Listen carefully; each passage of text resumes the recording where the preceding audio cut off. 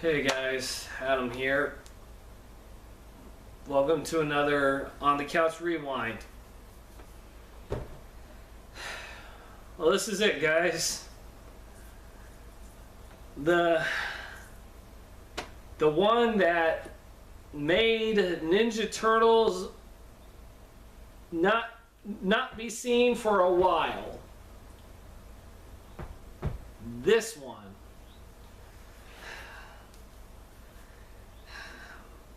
Teenage Mutant Ninja Turtles 3.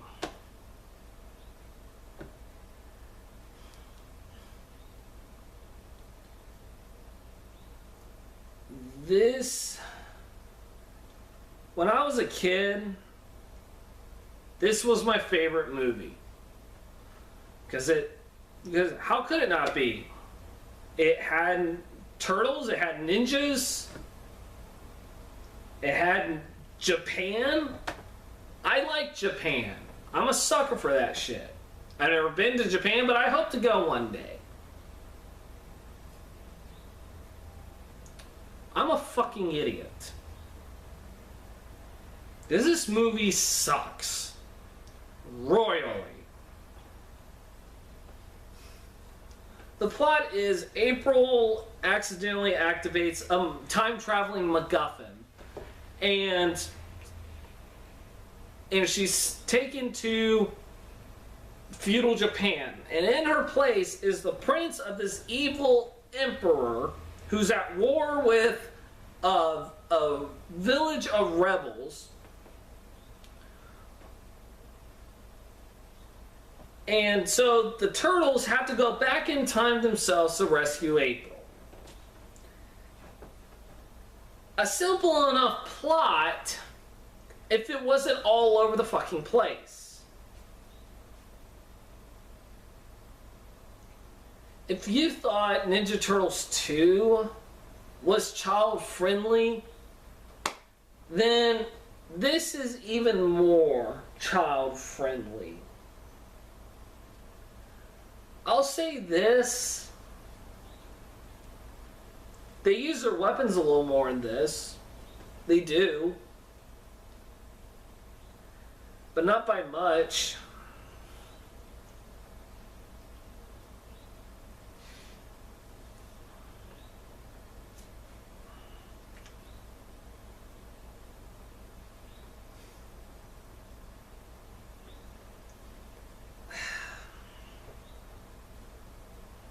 This movie's really fucking bad. This is the worst. For now, this is the worst.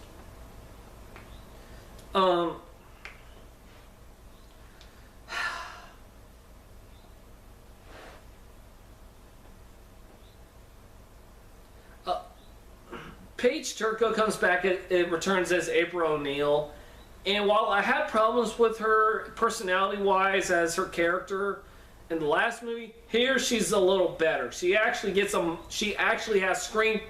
enough screen time in this movie in order to properly portray April O'Neil, unlike the second movie.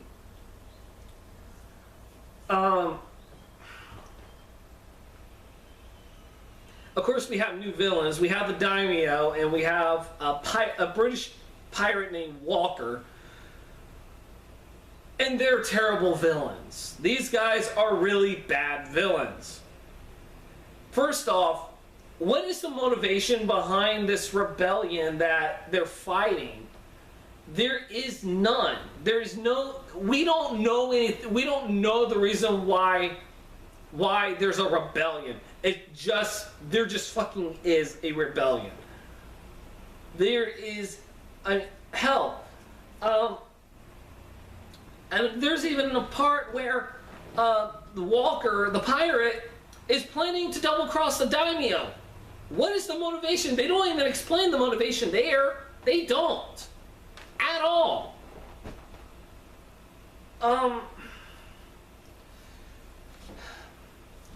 Everyone from the first movie returns as the Turtles. Except for Splinter. Splinter doesn't return. And I'll get to those guys in a minute. Elias Koteas comes back as Casey Jones, but he plays a new character in the past. I guess to make up for the lack of screen time Casey Jones has and the uselessness that he has in this movie. All Casey Jones does in this movie is play babysitter to the Japanese guys that take the turtles' place.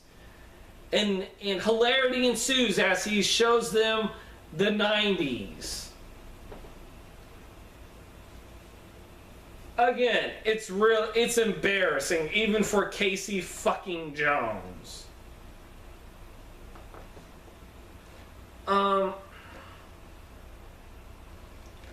The other character he plays is this mutineer who turns out to be nothing more than a spy for Walker, who double crosses the turtles to get the scepter. There's another element to this plot that makes no fucking sense. It's completely stupid, and the characters are fucking stupid. There's a part where he decides... Now, in the end, past Casey Jones ends up being the one who kills Walker. The reason being is because Walker went back on his deal with, we weren't supposed to kill anybody. You fucking idiot. You're working with a goddamn pirate. How could you not have seen that coming? Hell, you were hired to be a spy. You were hired to lie, cheat, and steal. Hell, he even says that. And you weren't expecting him to go back on his deal in wanting to kill the turtles? As far as I'm concerned, you were never even on their side. Hell, he wasn't even in...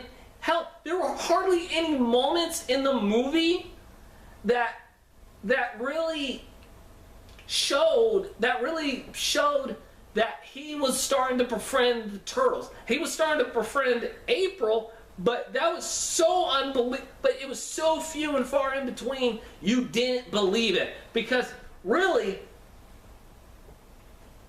Because, again, she's gonna end up with Casey Jones anyway. Casey Jones is basically his descendant. God damn this movie. Ugh! It's a time-traveling movie. That's all it is. That's all it really needed to be. We didn't need all this other bullshit.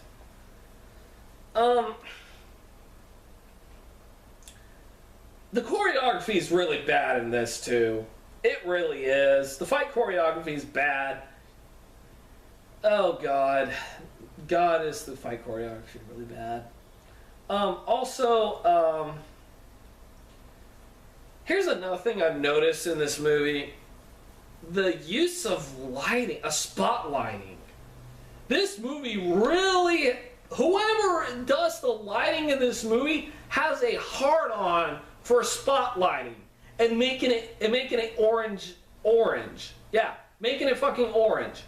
Hell, making the entire movie fucking orange. Whoever did this has a fucking hard-on for that shit. I'm not even kidding. Like, there will be an orange tint. There was probably an orange tint about 3 or 4 times in this movie. From the beginning to the end.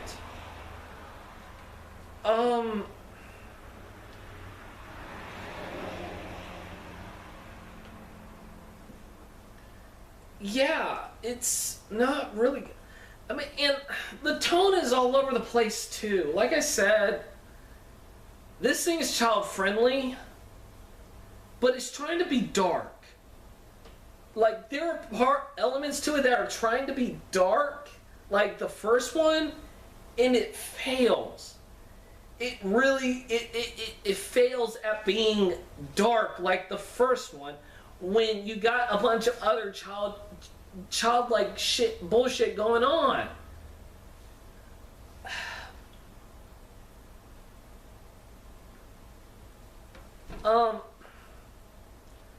I gotta get to the biggest problem of this movie. One of the biggest fucking problems of this movie. Vivian Wu plays the love interest of the prince of the prince that takes April's place when they go back and forth in time, respectively. Vivian Wu is one of the worst actresses of the 90s. She really is. She's just fucking horrible. I mean, I got a laugh out of her when I watched The Guyver, but in this, she's just really, really unbearable. Like, she talks like she has no emotion. None whatsoever. I mean, and yeah, she does it in The Guyver as well, but here she just has none. No emotion. None at all. And I mean, I'll give her this. She kind of has a good look to her. When she's not talking, she actually has a good warrior kind of look to her. But the moment she opens her mouth, she kills it. She ruins it. It's just unbearable. And the little kid that plays, I guess, her brother or her son or whatever, Yoshi, is even worse.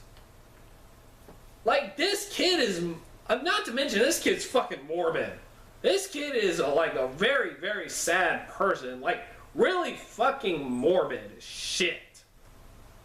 I kind of get why, because their village is always under attack, and he feels like people are gonna die, so he has to fight and whatnot, and he needs to grow up really fast in order to help his friends and family fight and not be a kid, because only men are allowed to fight and he wants to be a man.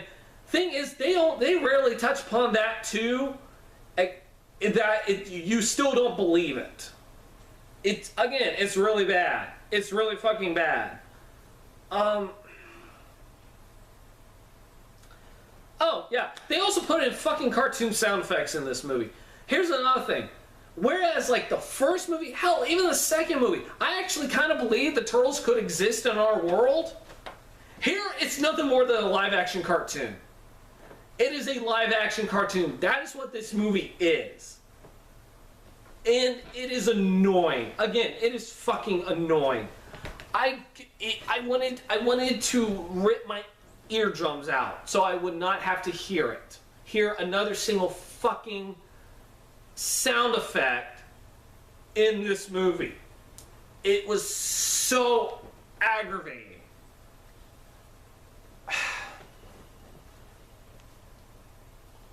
Oh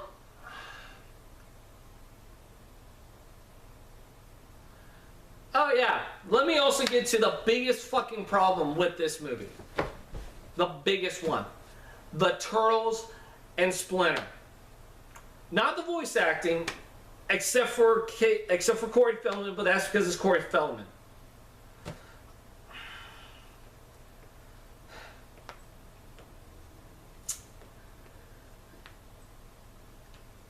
The puppetry in this movie is horrible. They are horrible looking. These things are god awful.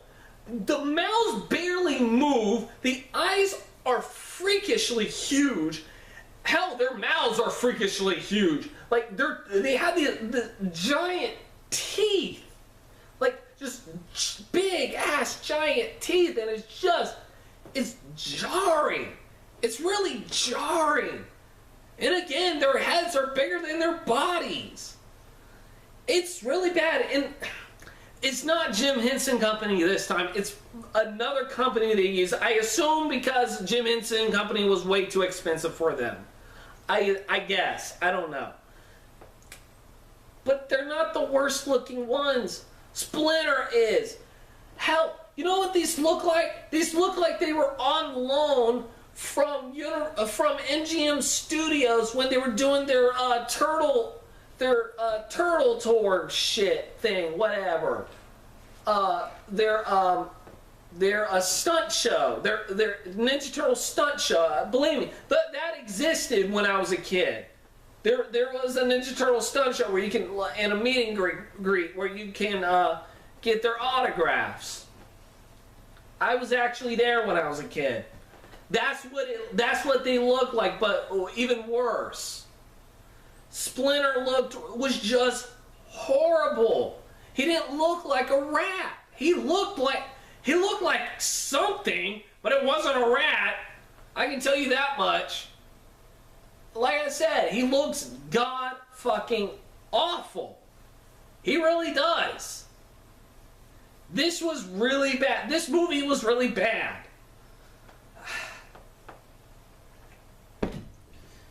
This movie I used to watch all the time. This one I watched more times than the other two.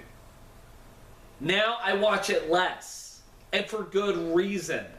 This movie is fucking terrible. This movie is not even laughably bad. This movie is just bad. This movie is bad because it is bad. It is so bad it's bad.